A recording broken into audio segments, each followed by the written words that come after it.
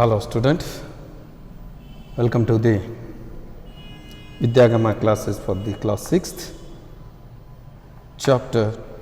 Where does it comes from? Food, where does it comes from? ಆಹಾರ ನಮಗೆ ಎಲ್ಲಿಂದ ದೊರೀತದ? So this class held by both English and Kannada medium students. ಇಲ್ಲಿ ಆಹಾರ ನಮ್ಗೆ ಎಲ್ಲಿಂದ?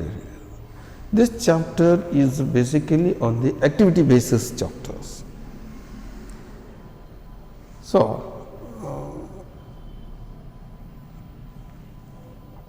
here given first example, first activity.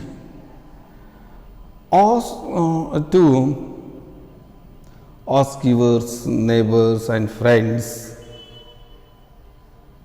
about what they eat today. The items they would be eating during a day. ಇವತ್ತಿನ ದಿವಸ ಅವರು ಯಾವ ಆಹಾರವನ್ನು ಸೇವನೆ ಮಾಡ್ಯಾರ ಅನ್ನುವಂಥದ್ರ ಬಗ್ಗೆ ನೀವು ನಿಮ್ಮ ನೆರೆಹೊರೆಯ ನಿಮ್ಮ ಗೆಳೆಯರೊಂದಿಗೆ ಚರ್ಚಿಸಿ ಅದನ್ನು ಲಿಸ್ಟ್ ಔಟ್ ಮಾಡಬೇಕು. So your friends says different items. Why? Because in our neighbors cannot prepare the same things, same types of food. ಎಲ್ಲರೂ ಒಂದೇ ರೀತಿ ಆಹಾರ ಪದಾರ್ಥಗಳನ್ನು ಮಾಡಂಗಿಲ್ಲ. ಕೆಲವೊಬ್ಬರು ರೈಸ್ ಮಾಡಿರ್ತಾರೆ, ಕೆಲವೊಬ್ಬರು ಸಾಂಬಾರು ಮಾಡಿರ್ತಾರೆ, ಕೆಲವೊಬ್ಬರು ಧಾನ್ಯಗಳನ್ನು ಬೇಯಿಸಿರ್ತಾರೆ, ಕೆಲವೊಬ್ಬರು ಹಲ ಮೊಸರು ಮಾಡಿರ್ತಾರೆ. ನಮ್ಮ ಒಂದು ನೆರೆಹೊರೆಯಲ್ಲಿ ಇರುವಂಥವ್ರ ಆಹಾರ ಪದಾರ್ಥಗಳು ಅವತ್ತಿನ ದಿವಸ ತಯಾರು ಮಾಡಿದಂಥದ್ದು ಬೇರೆ ಬೇರೆ ಆಗಿರ್ತದೆ. So for example, one your friends says, what did you eat today? You have question to your friends.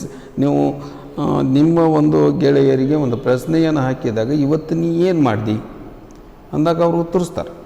ಏನು? First column, name of your friends. Note this, in this type ನೀವು ಸಹಿತ ಈ ಒಂದು ಕಾಲಮನ್ನು ಹಾಕಿ ನೇಮ್ ಆಫ್ ಫ್ರೆಂಡ್ಸ್ ಅಂತೇಳಿ ಒಂದು column ಆಗಬೇಕು. ಎರಡನೇದ್ದು, friends, your friends food items eaten by in a day. Eaten in a day, ಇವತ್ತಿನ ದಿವಸ ಅವರು ಯಾವ ಆಹಾರವನ್ನು ಸೇವನೆ ಮಾಡಿದ್ರು ಅನ್ನುವಂಥದ್ದು ಗುರುತಿಸ್ಕೊಂಡು ಎರಡು ಕಾಲಮ್ಗಳನ್ನು ಮಾಡಬೇಕು. That is important. ಸೊ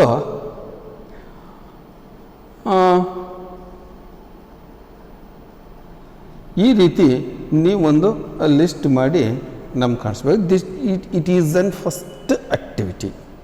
ನಿಮ್ಗೆ ಅವಾಗ ಗೊತ್ತಾಗುತ್ತದ where does it come from, ಅದು ಎಲ್ಲಿಂದ ಬಂತು. ಏನು? ಫುಡ್, ಆಹಾರ ಎಲ್ಲಿಂದ, ಯಾವ ರೀತಿ ಅನ್ನುವಂಥದ್ದು.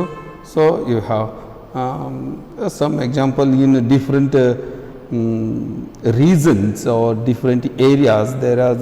There is a different types of food items. Maybe in Kashmir तवक माजा, in Punjab makki roti and sarson ka saag, sambara urli kalindu. In Rajasthan Kher Sangri, Himachal Pradesh Shidu, and Nagaland. In Karnataka you have know about the white jowari roti and ragi muddi. So that it is the main foods in Karnataka. In same way we have in activity 2, ಎರಡನೇ ಒಂದು ಚಟುವಟಿಕೆ ಅಂತಂದ್ರೆ, choose some of items you listed in, ಅಲ್ಲಿ ನೀವು ಹಿಂದಿನ ಒಂದು column ಹಾಕಿ ಏನು ಆಹಾರ ಪದಾರ್ಥಗಳು ನಿಮ್ಮ ನೆರೆಹೊರೆಯವರು, ನಿಮ್ಮ ಗೆಳೆಯರು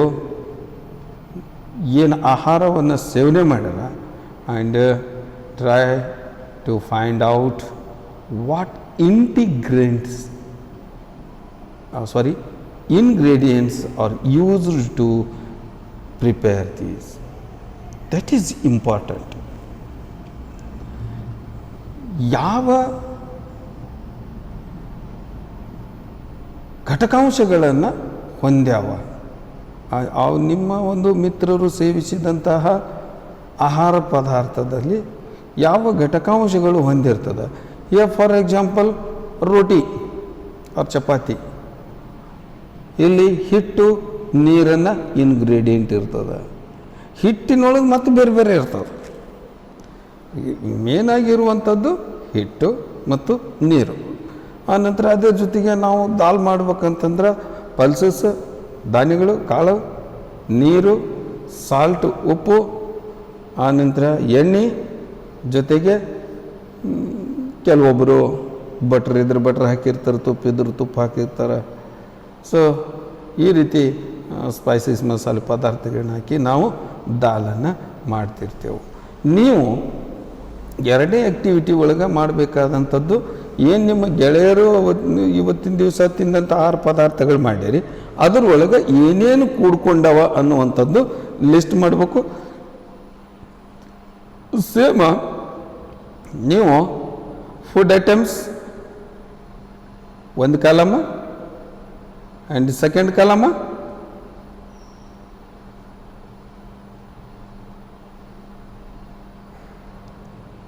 ಇಂಗ್ರೀಡಿಯೆಂಟ್ಸ್. ಇದು ನಾವು ಇಂಗ್ರೀಡಿಯೆಂಟ್ ಹಾಕಬೇಕು. ಈ ರೀತಿ ಎರಡು ಕಾಲಮ್ಗಳು ಮಾಡಿ ಇಲ್ಲಿ ನಾವು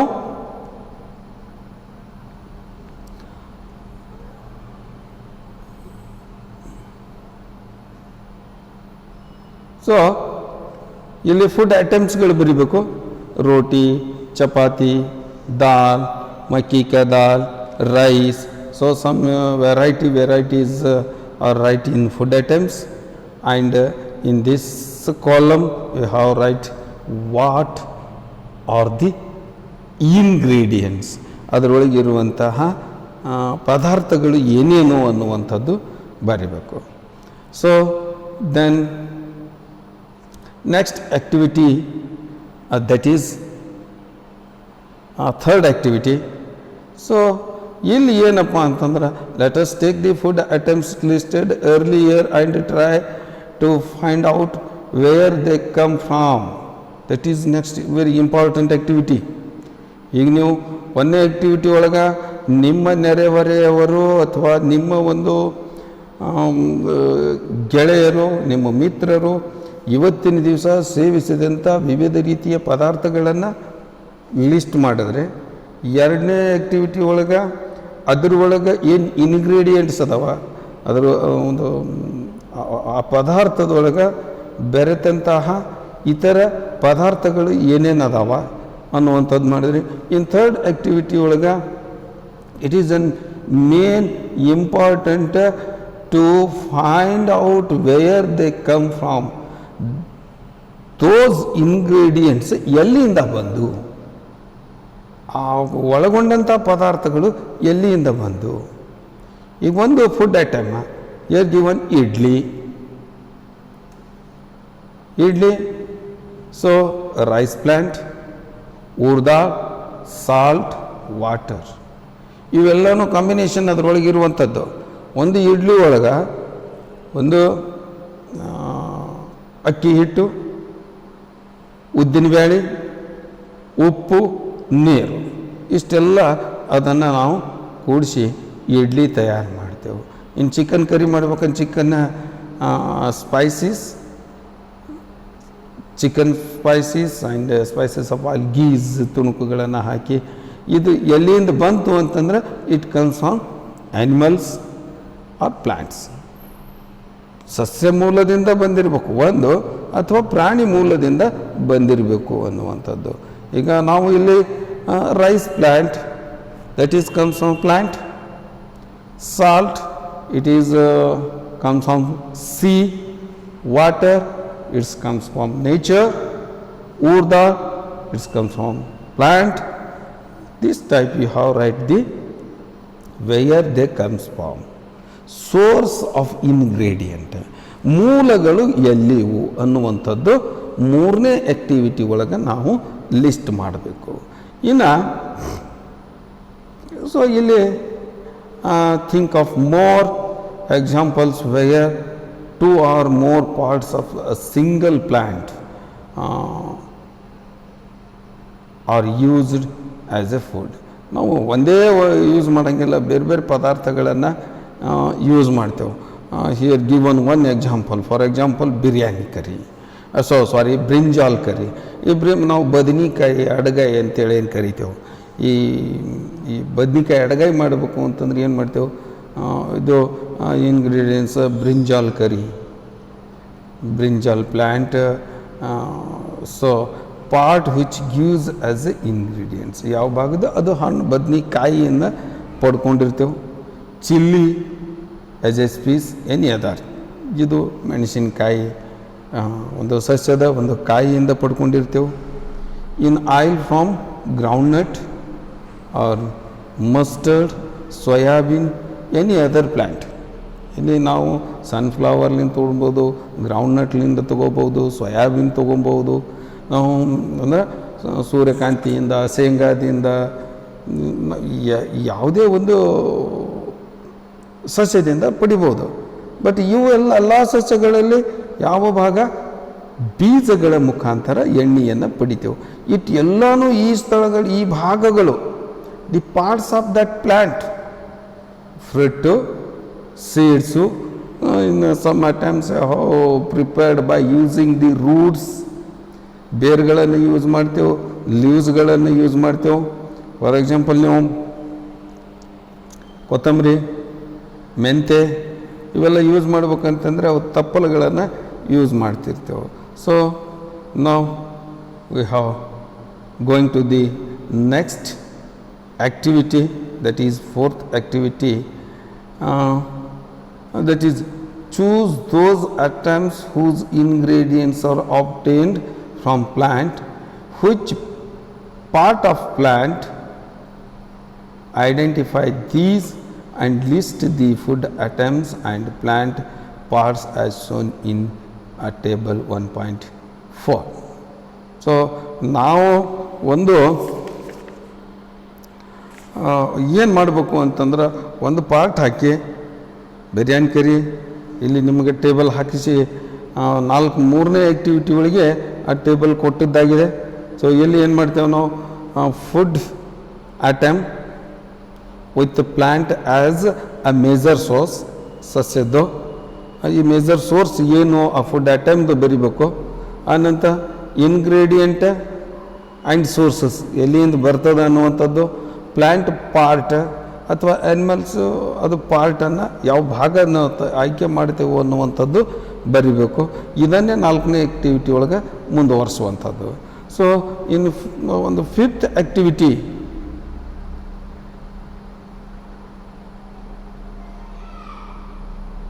do you know where honey comes from?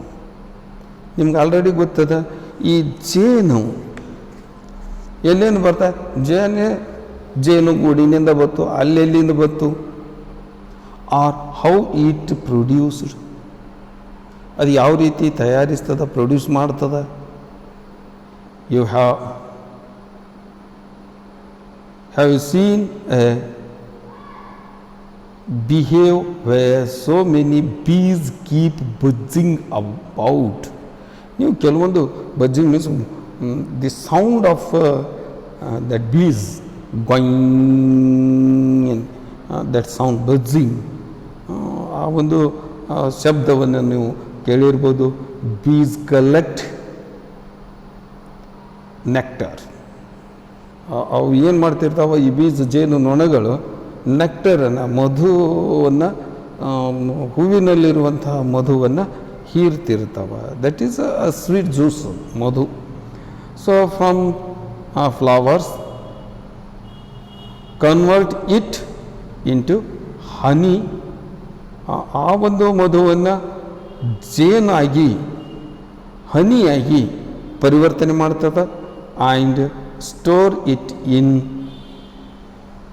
There hive, ಅದು ತನ್ನ ಗೂಡಿನಲ್ಲಿ ಅಥವಾ ಏನು ಜೇನುಗೂಡು ಹುಟ್ಟು ಅಂತೇಳಿ ಕರಿತೀವಿ, ಆ ಜೇನುಗೂಡಿನಲ್ಲಿ ಸಂಗ್ರಹ ಮಾಡ್ತದೆ. Flowers and their nectars may be available only for a part of the year. ಇವು ಸೀಸ್ನೇಬಲ್ ಆಗಿ ಒಂದು ಪಾರ್ಟ್ ಆಫ್ ದಟ್ ಪ್ಲ್ಯಾಂಟ್ಸ್.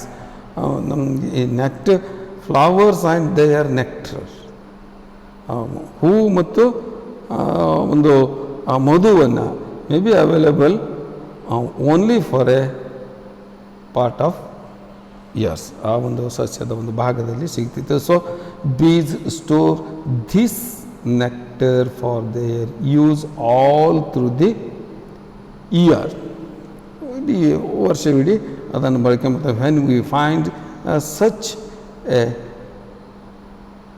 ಬಿಹಿಯು ಜೇನುಗೂಡು, we collect the food stored by the bees as honey. ನೀವು ಸೂಕ್ಷ್ಮವಾಗಿ ಅಬ್ಸರ್ವ್, ನಿಮ್ಮ ಪಾಲಕರನ್ನು ಕರೆದುಕೊಂಡು ಎಲ್ಲಿಯಾದರೂ ಜೇನುಗೂಡು ಗಟ್ಟಿತ್ತು ಅಂತಂದರೆ ಅದನ್ನು ನಿಮ್ಮ ಪಾಲಕರ ಜೊತೆಯಾಗಿ ಇನ್ನೊಬ್ಬರ ಸಹಾಯದಿಂದ ನೇರವಾಗಿ ನೀವೇ ಜೇನು ಬಿಡಿಸಿ ಜೇನು ಹುಳುಗಳನ್ನು ಕತ್ತಿಸ್ಕೊಳ್ಳೋಕೆ ಹೋಗೋದಿಲ್ಲ, ಅಬ್ಸರ್ವ್ ಮಾಡಿ. ಇದು that is an fifth activity, only for observe how to prepare honey in the bee hive. So ಜೇನುಗೂಡಿನಲ್ಲಿ ಜೇನು ಹುಳುಗಳು ಯಾವ ರೀತಿ ಒಂದು ಜೇನನ್ನು ತಯಾರಿಸ್ತಾವೆ ಅನ್ನುವಂಥದ್ದು ಅಬ್ಸರ್ವ್ ಮಾಡಬೇಕು. So how do bees make money.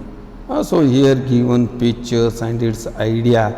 So first that is flower, here comes the bees, worker bees collect the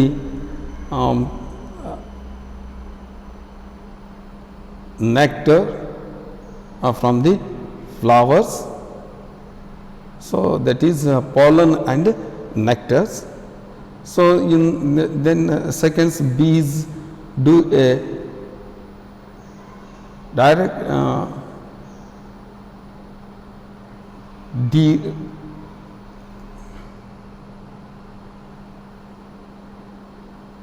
due to tell other bees.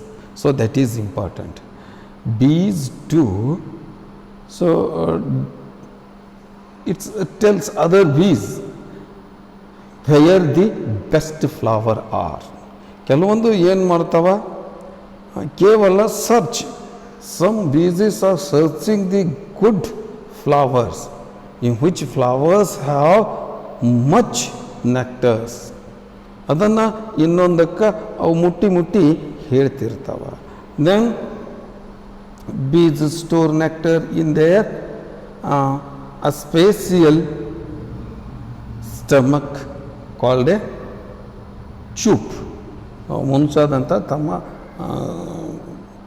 ಬಾಯಿ ಒಳಗೆ ಅಥವಾ ತಮ್ಮ ಮೂಗಿನ ರೀತಿಯಲ್ಲಿರುವಂಥ ಬಾಯಿ ಅಲ್ಲಿ ಸಂಗ್ರಹ ಮಾಡಿಕೊಂಡು ಅವು ಒಯ್ದು ಬಿಡ್ತಾವ. ದೆನ್